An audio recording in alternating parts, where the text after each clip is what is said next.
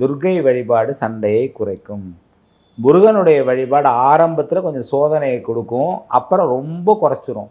அதுக்கு செவ்வாய்க்கிழமை காலை சுக்கிரஹோரையில், அதாவது 8 to 9 சுக்கிரஹோரை, 6 to 7 செவ்வாய்ஹோரை, 7 to 8 சூரியஹோரை, 8 to 9 சுக்கிரஹோரை.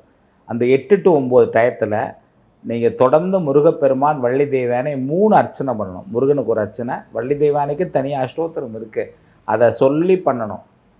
சில கோவிலில் வந்து பார்த்தீங்கன்னா, இதுக்கும் யாராவது திட்டலாம், நான் சொல்ல வேண்டியதை சொல்லிடுறேன். சில கோவிலில் தெரியாது அஷ்டோத்திரம், எல்லா அஷ்டோத்திரையும் மனப்பாடம் பண்ணி வைக்க முடியாது, இயல்பு. அது ஒரு புஸ்தகத்தை எடுத்து அழகாக அந்த அஷ்டோத்திரத்தை படித்து அவங்க சொன்னாவே போதும். அஷ்டோத்திரம் 108 சொல்லணும் கூட கிடையாது. அஷ்டோத்திரம்னா 108 தான் அஷ்டோத்திரம், 108னா அஷ்டோத்திரம்.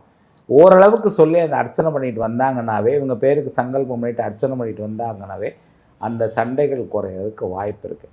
இன்னொரு வழிபாட்டு முறை, இது பலதுக்கு யூஸ் ஆகும். பிரதோஷத்தன்னைக்கு பிரதோஷ நேரத்தில் நரசிம்மர் வழிபாடு, அதை செய்கிறதுனால அது பல விஷயத்துக்கு உபயோகப்படும்.